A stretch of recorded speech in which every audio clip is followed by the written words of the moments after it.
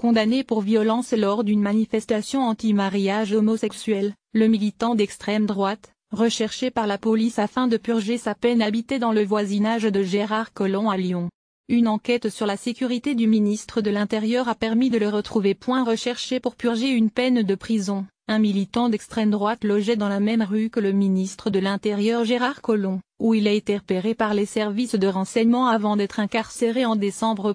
Condamné à 1 an de prison en 2016. Militant d'extrême droite connu, Logan Gian avait été condamné par le tribunal correctionnel de Paris le 5 juillet 2016 à 1 an de prison pour violence aggravée, après l'agression en 2013 d'un photographe de l'AFP lors d'une manifestation anti-mariage homosexuel. L'ancien leader du GOUD à Paris, dont la condamnation n'était pas assortie d'un mandat de dépôt, c'est-à-dire d'un ordre d'incarcération, mais dont la peine ne pouvait pas être aménagée, avait quitté la capitale pour s'installer à Lyon à l'été 2016, selon une source proche du dossier, confirmant une information du quotidien régional Le Progrès. Logan Gian avait alors emménagé dans le 5e arrondissement, dans le voisinage immédiat de celui de Gérard Collomb, à l'époque maire de la ville. Une enquête sur le voisinage du ministre à l'automne 2017. Il est placé sur le fichier des personnes recherchées et ce sont finalement les services de renseignement qui le repèrent lors d'une enquête de sécurité sur le voisinage de Gérard Collomb, devenu ministre de l'Intérieur. Convoqué par la police,